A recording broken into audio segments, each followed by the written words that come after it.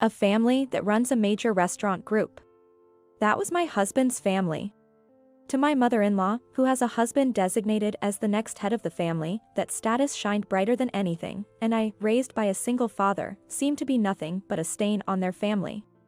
To her, a daughter-in-law whose family and husband's status were beneath her own was a trivial existence that deserved to be ignored. However, the situation changed drastically when my design was chosen for the menu of the restaurant managed by my father-in-law.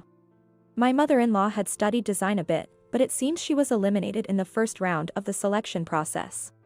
"It's just a lousy thing I scribbled," she would say in sour grapes, but to hold such a thing against the work of a professional designer and to harbor resentment? After that, her behavior towards me, the one-parent-raised woman, shifted from ignoring me to outright mistreatment, and she would come to our separate house where my husband James and I lived to spout sarcasm and nag. "Ava, dear. The dust behind the TV hasn't been cleaned at all. What kind of upbringing leads to satisfaction with such cleaning?" My mother-in-law would start finding fault as soon as she arrived, loudly pointing things out. "That was actually me," my husband would reply, clearly disheartened. Since my husband was working from home and he was naturally helpful with housework, the chores had inadvertently become his burden. It was a complete boomerang back to my mother-in-law, questioning what kind of upbringing she gave. "Ava, dear. Are you pushing housework onto your husband again?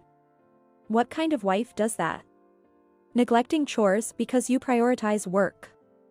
I never slacked off at work or at home. She'd shift the blame onto something else. Even if my husband tried to stop her, my mother-in-law wouldn't quit until I apologized. "I'm really sorry. I'll try harder." Every time I said this and bowed, my mother-in-law would leave our place with a smug grin, satisfied. My husband always sighed at his mother's attitude. "I'm sorry, I'll take on more of the chores." No, it's clearly Mom's sarcasm. "I'm sorry for not being more supportive," he would say, always defending me, but his mother never took his words to heart.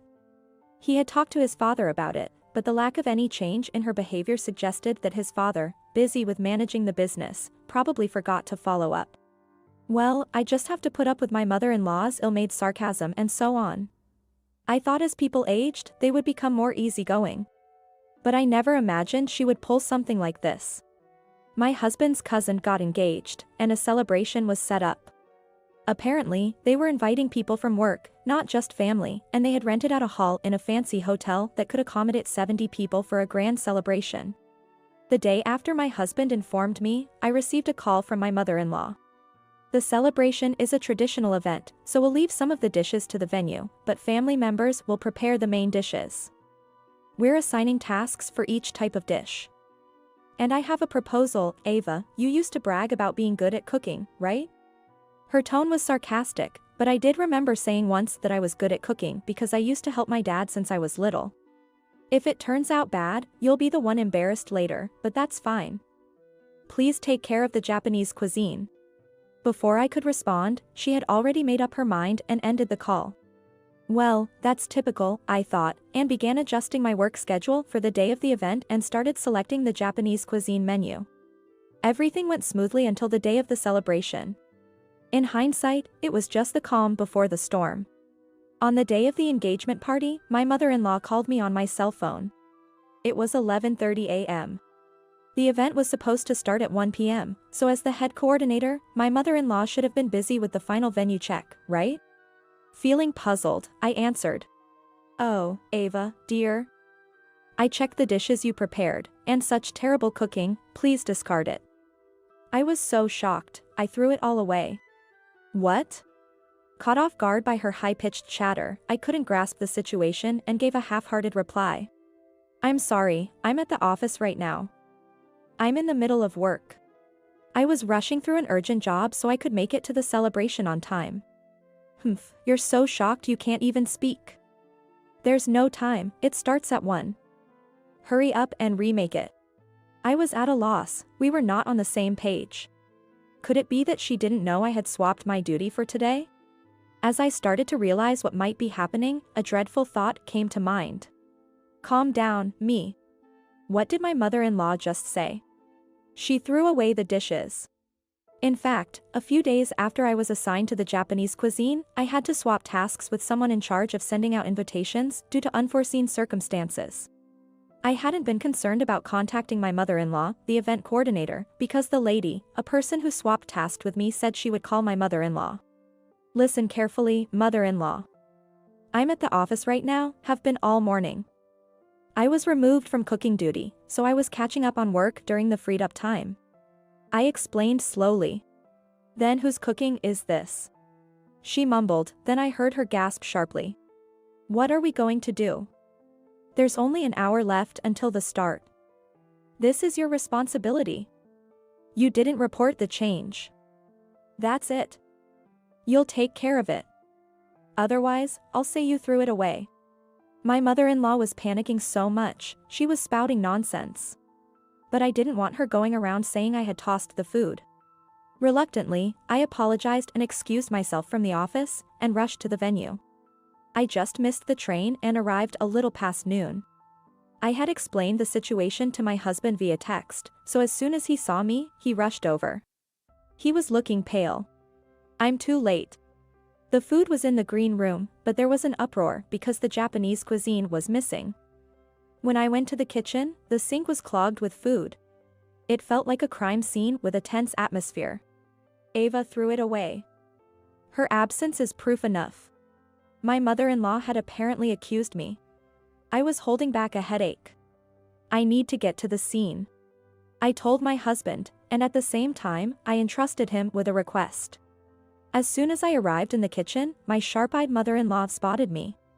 Ava. What have you done? She yelled. My husband's aunts, his cousin, the one engaged, and the fiancée, Emily, along with other relatives who heard the commotion, were there. They all turned their accusing eyes on me, but I corrected them calmly. I did not throw away the food. Don't play dumb. Doing something like this, ruining a celebration. Someone ungrateful like you is a disgrace to our family. My mother-in-law immediately shrieked. I was working all morning. You called me, saying the food was thrown away, didn't you? What? This daughter-in-law always looks down on me, and now she's trying to pin such a terrible crime on me. She cried out, playing the victim to the surrounding crowd. To my disadvantage, the relatives seemed to trust my mother-in-law, who had been in the family for over 20 years, more than me, who had only been part of the family for a few. I felt their condemning eyes on me again. Should I call the office then, to prove I was working all morning? If I did that, her lie would eventually be exposed. I was determined to fight this out. There's no need for that. Ava was handling a task for me. It was last-minute work, but she graciously accepted it. The owner of the unexpected voice was my father-in-law. With my husband standing behind him, relief on his face. I was worried he'd be too busy to respond, but my husband had successfully reached out to him. The trust as the head of the main family was evident. The gazes on me shifted awkwardly, and suspicion began to gather on my mother-in-law. So, Ava. About that call earlier. Mother-in-law said she tasted the food and it was so bad she threw it all away. She told me over the phone to remake it. I recounted. The room buzzed with my testimony. And then a sobbing sound rose above it. It was Emily, the fiancée. I mostly cook Western food, but I worked hard on the Japanese dishes too, and they turned out delicious. She sobbed, clinging to her fiancé. Yes, she was the one who had swapped tasks with me. She was the main character of this event, but she wanted everyone to taste her cooking as a surprise plan, so I agreed to help her. She had said to keep it a secret, but I never expected Emily's dishes to be kept a secret even from my mother-in-law, the event coordinator. Emily's cooking is terrible. That means my taste is in question too since I hired her for our Italian restaurant, my father-in-law mused. No. That's not it. I didn't mean that, and my mother-in-law retorted in panic. But it was too late to deny it now. Emily is a chef at my father-in-law's Italian restaurant. Even though it was Japanese cuisine, it was made by a professional. Moreover, the person in question had the endorsement of my father-in-law. Your tongue must have soured from all the snide remarks to your daughter-in-law, my father-in-law sighed with sarcasm. With sarcasm laced in his sigh, my father-in-law looked on. My mother-in-law clung to him, apologizing profusely. Aren't you apologizing to the wrong person? It's terrible to throw away Emily's cooking, no matter how bad you thought it was. I couldn't hold back and said. My mother-in-law's face twisted in anger as she grabbed me by the collar. I thought it was your cooking, that a dish made by someone raised by a single parent would be tasteless and poor, so I kindly threw it away. If I had known it was someone else's, I would have never done that. It's all your fault. You must have set me for this. She ranted, spitting as she yelled. Amid her disgrace, my husband's aunt raised her voice with a frown. Knowing that I'm divorced, do you imply that being raised by a single parent is shameful? Our late grandmother also lost her mother when she was young. By your logic, it seems our family would be full of a shameful people. She said. Her gaze cold as if looking at a bug. No, that's not it. I didn't know, my mother-in-law protested. It doesn't matter. We've seen your true nature, my husband's aunt dismissed her. Shivering, my mother-in-law collapsed onto the cold floor of the kitchen. What a commotion, came a voice unexpectedly. I turned to see an old man in a wheelchair. It was my husband's grandfather, the current patriarch of the main family. I heard such a ruckus. I don't quite understand the situation, but throwing away food is unacceptable. He nodded gravely. The late grandmother used to share a story of receiving sweet potatoes from a field while evacuating. The sweetness momentarily took away the pain of losing her mother. He recalled, and silence enveloped the room. Food carries the emotions of the people who make it.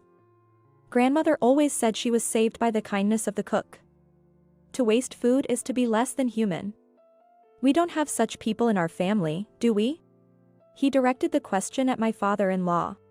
Absolutely not.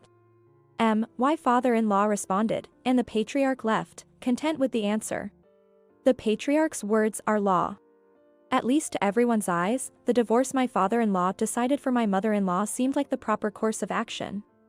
My mother-in-law, who had once boasted about being the wife of the future head of the main family, knew all too well the strength of the patriarch's authority, understanding that no appeal would overturn his word. She had to go around apologizing to all the relatives, including those from the branch families, not only for the disruption at the celebration but also for the disrespect against food, which was particularly shameful for a family involved in the food business. She ended up kneeling and sobbing.